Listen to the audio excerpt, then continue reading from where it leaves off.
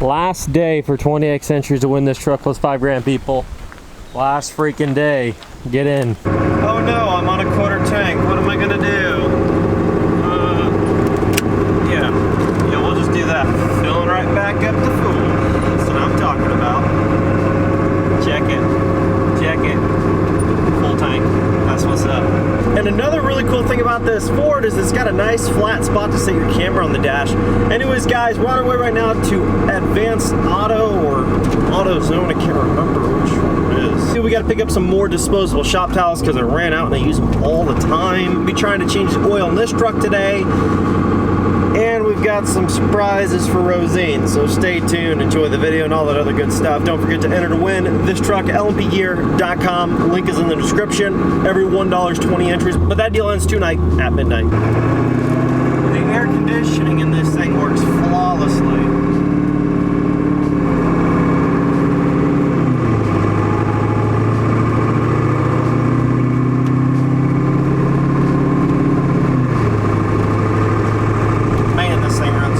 I just got pulled over for the first time ever, and it's actually hilarious because it's for something really stupid, and I didn't actually even do anything illegal, like technically speaking. I pulled onto the main strip here in this little town. I'm going down the road. I pass the police department all the time, right? Well, I'm in the Ford right now, and I still don't have, my plate still hasn't come in the mail yet. And they give you a temp plate when you go and you take it to the BMV and whatever, but you know, it's a paper plate. They don't give you a bag for it, and I never usually mess with it. I'm always just like, I'm not even gonna put it on. Like, I took it to the BMV, you know, like if they really ask me, if I actually get pulled over for it, which I've never been pulled over for anything around here, I'm like, I'll just tell them, yeah, I've already taken it to the, you know, BMV. I just don't have my actual title in, and I mean my actual plate in yet, and you know, I just didn't put the paper tag on because whatever. I mean, I have it like in the glove box, but I didn't have it up in the window either. So the guy stops me and he's like, yeah, super nice guy though, and he's like, so you don't have a plate? I'm like, yeah, I know. He goes, you know you're supposed to have a plate, right? I said, yeah, I know. He's like, well, why don't you have one? I said, because I just bought the truck like maybe 14 days ago. I said, I just bought the thing. I'm like, it's not been very long at all. He's like, oh, well, you have any kind of paperwork to prove that, you know, like so I can check a date on stuff? And I was like, yeah, you know, I've got the title and I've got a bill of sale right here in the truck. And so he's like, okay, cool. And I showed it to him, and he took it to the, you know, he took it to his car, ran the VIN, you know, probably making sure it's not stolen or whatever. Comes back over and he's like, well, you're good to go. He's like, you've got 45 days to get a plate on it. So he's like, I guess you're good, you know, you're fine, so see you later. And I was like, oh, cool. He's like, yeah, have a good day. I was like, okay. Like, hilarious, because like he wasn't really upset. He was just kind of like, he even said this, and he was like, you know, I don't usually suggest this, but you know, you could just like put any kind of plate on this thing, you know. He's like, as long as there's a plate, you know, you won't get stopped, at least if, you know, in between the time you buy the vehicle and actually get it to the BMV within 45 days. If you at least have a plate, people won't stop you for it. I was like, well, I said, yeah, I could do that. I said, I just would rather not have a plate on it than have the plate for a different vehicle on it. And then if you pull me over, they're going to be asking, well, why'd you put the wrong plate on the truck if it's not for the truck?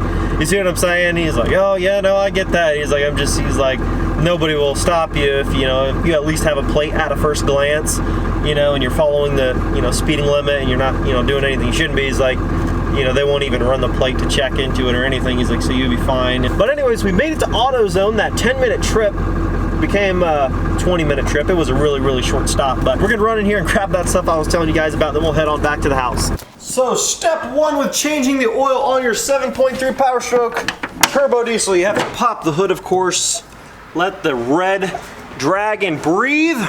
Oh, this hood is really high. Cool a little bit. We just ran the truck, so the oil is going to be nice and loosely dripping down into the pan. We just parked the truck a couple minutes ago. That is not an oil leak from the Ford. That is actually an oil leak from the Cadillac, dumping oil over the ground when I popped the plug off and it wasn't perfectly on the oil drain pan.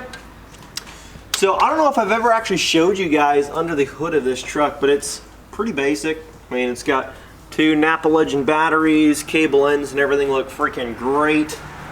Everything looks brand new, no corrosion, no nothing.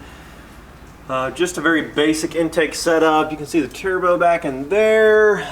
Pretty straightforward, not a lot to it. It's, you know, 7.3 stuff, just pretty basic under here. What we're actually gonna do is get under the truck here, pop the oil drain plug out. We'll let the thing drain first. And it's suggested that you change your oil in a white t-shirt. That way there's proof that you changed oil once you go inside your wife. Oil catch pan.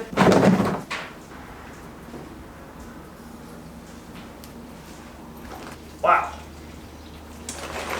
There's a lot of oil. Boy, that stuff is hot, I'm telling you what. That's why I'm wearing the gloves. I still got some on my gloves, but it almost soaked right through them, seemingly, it feels like it at least. I only drove the truck, I don't know, I want to say I probably drove it 25 minutes, maybe 25 minutes of drive time. Okay, looks like we're gonna use the old wrench method. I'm actually gonna use a drill and drill a small hole in the bottom of my oil filter.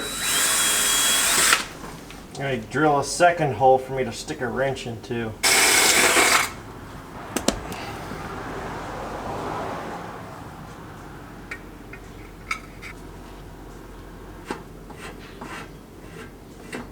And that's all you do to get that off. I drilled a hole in the bottom of the oil filter, let all that hot oil drain out without spilling all over my hands. And then I drilled one in the side of the oil filter so I could stick. It could be an Allen style like this, this is a real small one. You can see compared to my hand, it's a real small one. That was enough leverage to break it off with a hole drilled in the side of the filter. I mean, you're not reusing the filter anyway, so who cares? You're pitching in the trash. Makes it a lot easier than screwing around with, you know, band wrenches and trying to get a grip of it with your hands if it's been on there a while, so save yourself some time. Now that your oil's done draining, put your drain plug back in. I don't know what the torque spec is. Mine, I just am gonna do it based on feeling of how hard it was to break it loose. I'm just gonna put it about that same energy into putting it tight. Now that the oil is all drained, plug is back in, old oil filter's off, take your new filter. I'm going with an STP on this truck. Filling it all the way up with your brand new oil. Take some of that new oil, lubricate the seal, and then you're going to just reinstall this right back up where the old one came out of. And for the rest of your oil, you're gonna pour it right down your funnel, going right in the top. Everything's changed out and appears to be good to go. I double checked everything, wiped everything down, wiped down the new filter, the oil drain plug area, everything. Make sure there's no excess oil spillage anywhere. That way when you start the truck up, you let it idle for 5-10 minutes, and you go back and check everything. If you don't clean everything up, it's gonna be kind of hard to tell if there's any new leaks or not. So anyways, let's get it back in this thing out.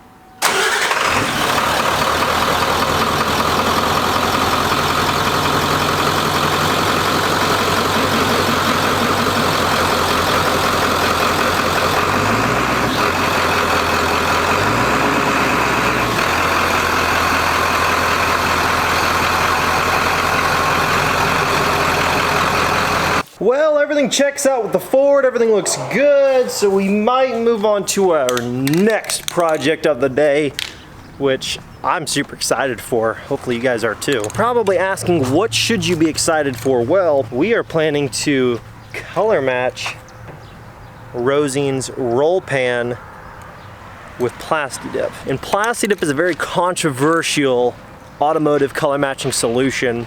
And I've done it before on 2 different vehicles. My very first truck, which was a 2001 Chevy 1500, and my second truck, which was a 1996 or 7 12-valve Cummins, second gen, of course. Both of those turned out good. I mean, you know, for being a $10 can of Plasti-Dip.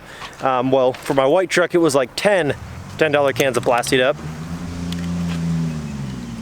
I don't know what this guy's doing. I hate it when people do that. Like, people will like stop by my house and think that it's cool to do a burnout or whatever. Like, it's really not cool. But anyways, first step is gonna be cleaning off this roll pan. It's got a lot of dirt on it, just road dirt and debris. So what we're gonna actually do is clean that off. I did also buy some small 1/4-inch bolts for her license plate to get those put on. So this is a good time to do this because I'm actually gonna be cutting the zip ties on the license plate to take it off, wiping down the entire bumper, drying it with a microfiber towel, then masking everything off and applying our Plasti-Dip. This is the closest thing I could get to her paint, and it is, if you put it like right up against it, it is darn near a perfect match. I mean, it is very, very, very close. So I'm super excited to see how this turns out, and with the bumper being black, it should help keep that paint color nice and dark, plasti dip color, not paint.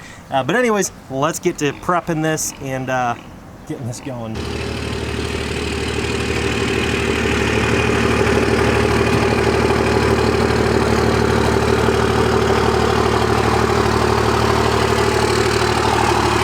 First step is going to be removing the current plate.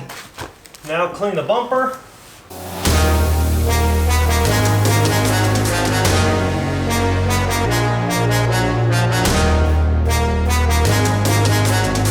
Now we want to mask off the entire tailgate and anywhere we can get plasti dip on that we don't want to.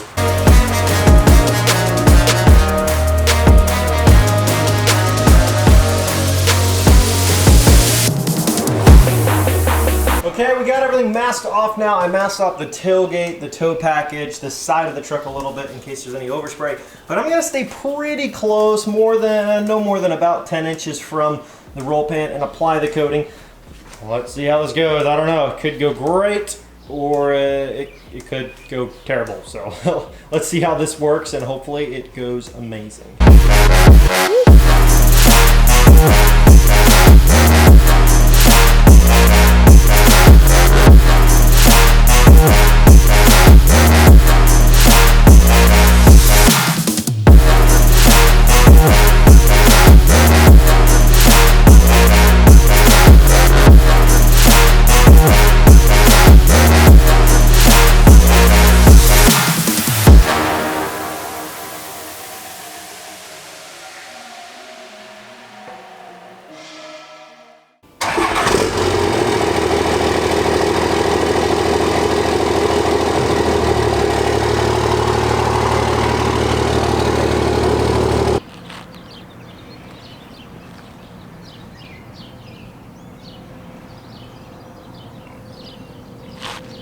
It's not even close. That's bad. See, there were two different kinds of red that they had for the plasti dip. One was like that color, which is like fire truck red, and then another that they had was more of like a dark, more of like a ruby red almost, like a little deeper color of red. See, when you put the can next to the truck, it's still a little bit different, but it doesn't look that different. And maybe that's just because it's such a small piece of red next to the truck that you don't really see it as being that obviously different, but clearly it is. I don't think it's gonna go over well with the wife. She's probably gonna have me peel that off literally like tomorrow. Well, I tried. Plasti dip, color matching. I mean, it's hard to be that mad because like it is a peelable. That's not actually like plasti dip, but it's the Rust-Oleum vinyl paint that says peelable. You know, it's rubberized peelable paint, whatever. Same thing as the plasti dip stuff. Didn't turn out too great. But I can just give you guys an overall review on my thoughts of it, because a lot of you guys might be, you know, using this stuff to do a paint code or paint color that's much easier to match, like gloss white or flat white or gloss black or flat black or, you know, whatever. There's certain colors that are a little bit easier to match to your paint that aren't gonna make that much of a difference if it's hardly off just a little bit. This particular color of this truck, first off, it's not a factory red. It's like I don't even know, but it's super bright. So it's like the super bright red. So it's kind of hard to match it with something perfectly. But the application process was very, very simple. I just masked everything off. Then I, you know, masked up the hitch and everything else. I got a little bit of overspray where you can see where the tape had a little gap right there. But like I said, it's peelable, so I can literally come out here tomorrow with a little bit of, you know, soap and water and rub it real rough, and it should just come off on those couple little spots where I got it on there, because it is peelable. But once this is settled after a day, maybe two, you know, technically you could come out here and really rough this up, and it'll just all come off and it'll just peel right off, and then it can be actually painted. But I'm not going to be actually painting it myself, of course, because chances are if my eye got the color of the can wrong for the plasti dip coating stuff, I might get the paint color wrong too, and I'm not so sure my wife would like that. Maybe we can at least get this right. Well, we may have gotten the plasti dip peelable paint wrong, but the plate looks really good. So on that note, We're gonna wrap up the work on Rosine today because I think my wife would probably prefer that. On a better note and a brighter note, you can enter to win this 1996 Ford F-250 plus $5,000 cash. And now this you can't really mess up. All you gotta do is go to lmpgear.com, buy anything you like on the store. We're running a special right now. We have a limited product that has these neon camo socks, neon camo logo t-shirt, and neon camo logo tank top to go with it. The whole package for 80 bucks. It's pretty sweet. If you want to go get that package right now, you can on the store. It's awesome. Anyways, guys, last day for 20X entries to win this truck plus $5,000 cash, and you don't want to miss out on this deal, guys. Thank you so much for all the love and all the support. We couldn't do this stuff without you guys placing the orders, and we really appreciate it. Thank you guys so much. I'll catch you in the next video. Peace.